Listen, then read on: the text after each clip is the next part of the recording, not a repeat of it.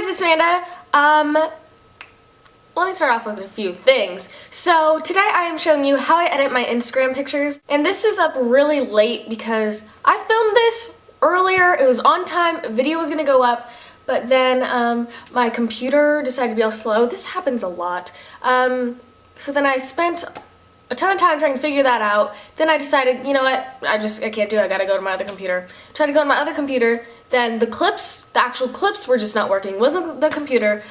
And I was working on it for so long, and finally I was like, okay, I just have to refilm and edit it. So here I am! Happy St. Patrick's Day if you're watching this on the day that I upload. I promise I'm wearing green, I'm wearing. So I'm just gonna go and show you all of my editing apps. Let's get started, I guess. The first one is Afterlight. This one costs money, but it's really worth it. I got it because my sister bought it, and it was like under the same iTunes store name, whatever, so I just downloaded it too. But this is really awesome. Let's do a new photo. I would upload, like, let's say selfie. I'll show you an example with selfie. You can hear that noise, that's actually my shoe. I should probably take my shoes off. Why am I wearing shoes? This will be our example picture. The filter that I usually use on this is under the guest, and it's Russ. I don't know, that's just the one I always use. Sometimes I'll use one of the black and whites, but not usually. Like Ash is really pretty and Raven, but I usually just use Russ for this app. I'm just gonna choose Russ. And then on the thing next to the filters, it looks kind of like a camera roll or film strip, and it has overlays, so it says Dusty, Light Leak, and Instant Film. I use the Light Leaks a lot, and there's a ton of them, so I just kind of try out whatever one I think looks best with the picture. Say I choose number 1. It's really bright, and I don't like that, so I just turn down. What is that? That looks cute, so I'm just gonna choose that one. And the next thing that I use on here that I get questions about is the border that looks like a Polaroid. This comes with all these frames. It has like original and type, which has like letters and numbers and stuff on it. But I use the instant film. The instant film doesn't come with it when you buy it. You have to add that on, which I did. So you can just kind of put all these borders around it to make it look like a Polaroid. I've done that before. I usually use the like skinny long one that looks like the actual mini Polaroid. But I wouldn't usually like use it for this kind of picture. I wouldn't use it for a selfie like this or with the Light Leak and the frame. I'm just showing you this for example, so I just have like all of this stuff on it right now. And that is how you get like the frame around it to look like the Polaroid if you want a fake Polaroid, and the filter that I use on that one, and how I use the Light Leaks. Next app is called Photo Studio, and this is what I use when I get the 3D effect. This is what I get the most questions on. It just looks like kind of blurred. So this app, it looks like that, and I just press camera roll. I'm gonna choose the same picture that I took, and I just choose, then I go to add effect, then scroll down to SFX and choose 3D effect. So it looks just like that blurry 3D effect. I think it looks really cool for a lot of pictures. So you can adjust how blurry or 3D it looks. I usually do like in the middle, depending on what the picture is, you know? It's good that has adjustment so you can choose for what picture you're using. So that is how I get that 3D effect. For the next one, this is Luzmo. I'm actually not gonna show it to you because I don't use it. But the next one is Square Ready. I really like this for putting pictures, like squeezing them in the side. This is basically, you could just take whatever picture and you put it in. It has white bars around it so that it can fit onto Instagram. But this one's a little bit difficult if you just want the white bars. So I use this one for like a variation of that. I'm gonna take this picture and it gives it in the square, but then you just pinch it and you can move it around anywhere you want. A lot of times I put it like in the corner. I think it looks cool like that.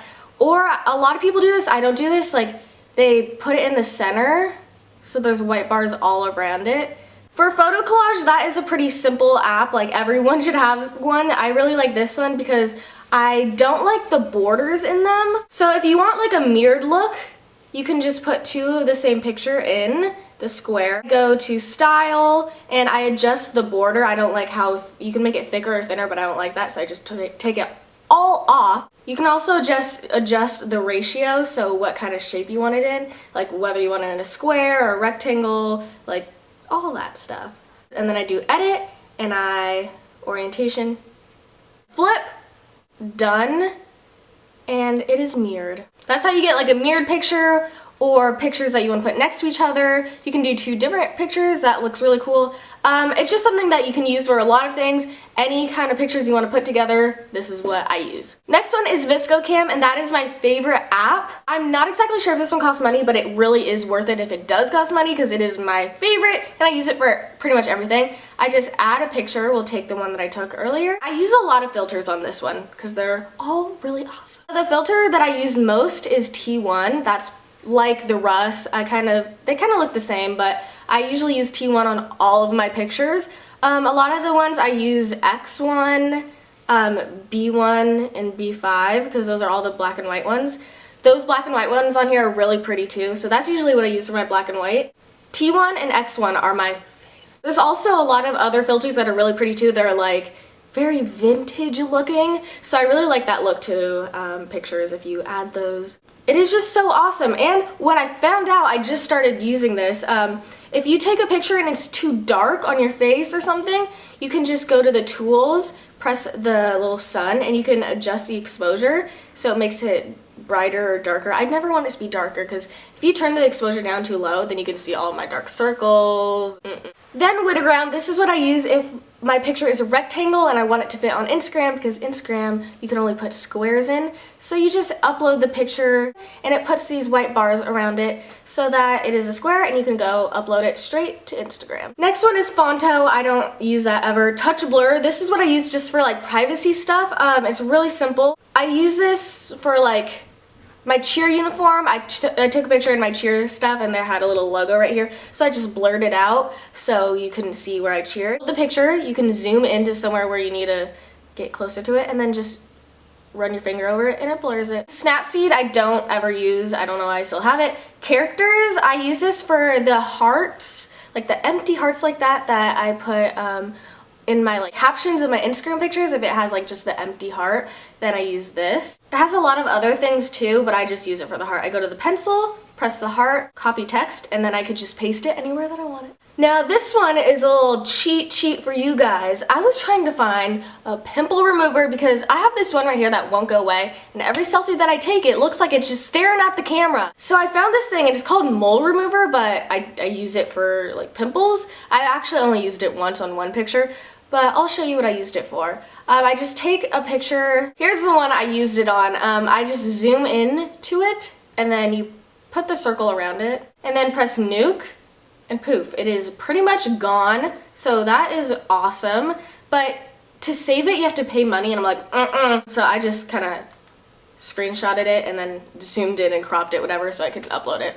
But that's what I did. So that was it. Those are all the apps that I use to edit my Instagram pictures. I hope you learned something from this. Comment down below what your favorite editing apps are, if you use anything different, because I'd love to get some more, try some things out.